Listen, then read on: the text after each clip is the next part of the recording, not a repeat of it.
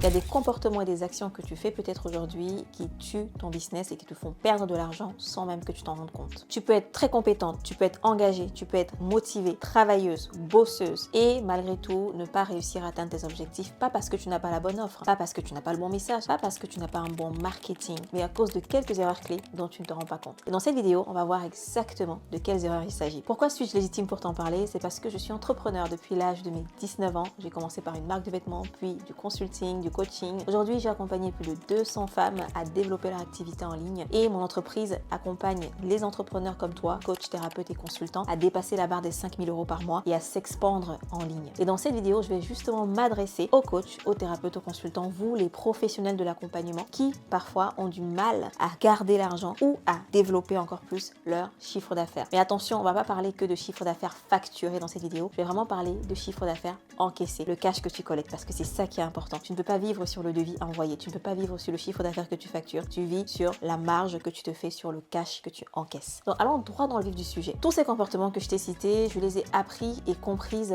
non seulement via mon propre business, mais aussi à travers les dizaines et des dizaines de business dans lesquels j'ai mis le nez, que j'ai vu en détail de mes clientes. En fait, c'est des choses qui sont tellement simples que parfois on les néglige totalement. Le premier comportement, c'est d'investir trop tard en marketing. Tu as peut-être aujourd'hui ce qu'on appelle un marketing artisanal. En d'autres termes, tu fais des choses manuellement. Tu n'as pas un système qui te permet d'attirer régulièrement des prospects, des leads, entre guillemets, des clients, et tu fais tout à la main. Faire tout à la main, c'est distribuer des cartes de visite par exemple, dépendre de l'algorithme des réseaux sociaux parce qu'il faut poster continuellement du contenu, ce qui te maintient dans un stress permanent et ce qui t'empêche justement de t'expandre, de scaler comme disent la plupart des personnes. En fait, tu vis des cycles irréguliers de chiffre d'affaires. Souvent, tu fais un bon chiffre parce que tu as un poste qui a bien marché ou d'autres mois, ça va être très bas parce que il n'y a aucune prédictibilité dans ta façon de gérer ton marketing et tu investis trop tard justement dans les leviers qui peuvent t'aider à créer cette prédictibilité dans ton activité. Prenons l'exemple de la thérapeute qui a son cabinet et qui a par exemple des posts sur les réseaux sociaux. Elle publie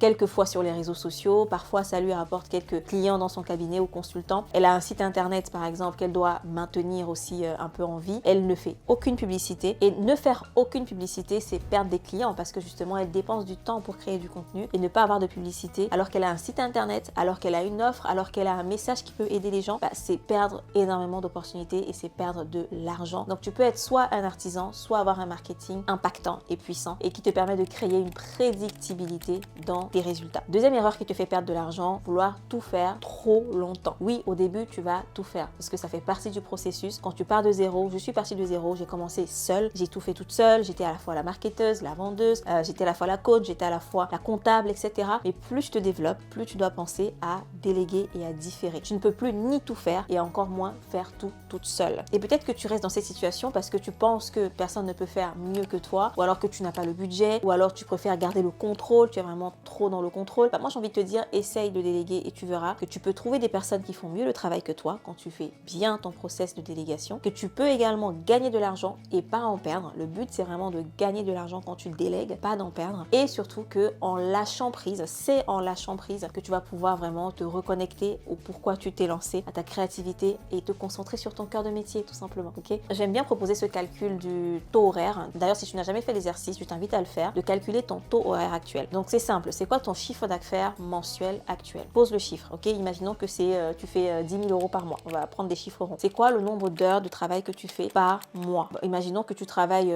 5 heures par jour, ça te fait 5 x 5 de la semaine, donc 25 heures par semaine, donc on est sur 100 heures par mois. Donc tu fais 10 000 € par mois de chiffre d'affaires divisé par 100 heures de travail par mois, tu es à un taux horaire aujourd'hui de 100 €. Donc concrètement, lorsque tu fais une action et que tu passes 1 heure de temps sur cette action, tu es comme si tu avais dépensé en fait 100 €. Si tu fais déléguer cette action-là à quelqu'un qui va te coûter moins de 100 €, tu économises plus ou moins de l'argent. Et toujours par rapport à la délégation, tu passes ton temps à faire peut-être des actions qui n'ont pas de retour sur investissement direct. Une des règles que je me suis fixée dans le business, c'est vraiment me dire qu'est-ce que je peux faire qui va avoir le plus haut impact, le plus haut retour sur investissement dans mes actions. Quand je me rends compte, quand je me retrouve en train de faire une action qui n'a pas de retour sur investissement ni direct ni indirect, je pense tout de suite soit à différer, soit à déléguer, soit à supprimer ça de ma to-do list. Ok? Je ne veux pas me retrouver en train de faire des choses que j'appelle des actions à basse valeur ajoutée dans mon business parce que indirectement ce serait perdre de l'argent. Si par exemple je décide de faire une publication sur Instagram ou sur YouTube ou cette vidéo que je suis en train de faire, c'est parce que je sais que derrière il va y avoir un retour soit direct soit indirect sur l'investissement en temps que je prends. Parce que à l'instant T où je suis en train de filmer cette vidéo, je vais peut-être prendre 1 heure pour filmer cette vidéo, mais derrière cette vidéo va me rapporter 1, 2, 3 clients, c'est des milliers et des milliers d'euros que la vidéo va me rapporter. Donc mon temps est vraiment très bien investi. La quatrième chose qui te fait perdre de l'argent, c'est de rester bloqué dans le one-to-one. Ça, c'est le cœur du message même que je transmets à travers mes accompagnements, mes vidéos, dans tout le contenu que je fais, de rester bloqué en one-to-one. Pendant des années, j'ai proposé par exemple des services de freelance. Je faisais du ultra personnalisé dans mes services. J'ai proposé également des services de coaching, type groupe, des événements de groupe, ce genre de choses. En fait, aujourd'hui, je suis arrivée à la conclusion que les offres qui marchent le mieux ou le modèle qui marche le mieux, c'est le modèle one-to-many hybride. En d'autres termes, associer ce que j'appelle le fait avec vous, le fait pour vous et le fait par vous. Rester dans uniquement le one-to-one, ce serait comme rester dans le fait avec vous uniquement ou le fait pour vous uniquement. Alors, pour aller un peu plus en détail justement sur ce modèle hybride, j'ai créé un cours gratuit dans lequel je t'explique exactement qu'est-ce qu'une offre one-to-many hybride et comment tu pourrais créer, lancer et vendre cette offre-là si tu es aujourd'hui dans l'accompagnement. Ok? Ne crée pas une formation en ligne pure, ne crée pas juste un coaching de groupe, ne crée pas juste des petits cours en ligne ou des petits e-books qui vont te demander énormément de volume pour atteindre ton objectif de chiffre d'affaires. Crée une offre hybride one-to-many. Je t'ai mis ce cours 100% gratuit en description de cette vidéo. Après celle-ci, après cette vidéo, clique sur le lien, tu arriveras sur une page d'inscription, tu t'inscris, tu regardes le cours et tu viens m'en dire des nouvelles. Cinquième chose qui te fait perdre des clients, et ça s'adresse surtout aux personnes qui ont déjà un cabinet, qui ont déjà des clients, qui ont déjà accompagné des clients avant, c'est ne pas capitaliser sur tes clients actuels ou tes anciens clients. Parce qu'un client que tu as aujourd'hui qui achète chez toi pour la première fois te fait dépenser plus d'argent qu'un client qui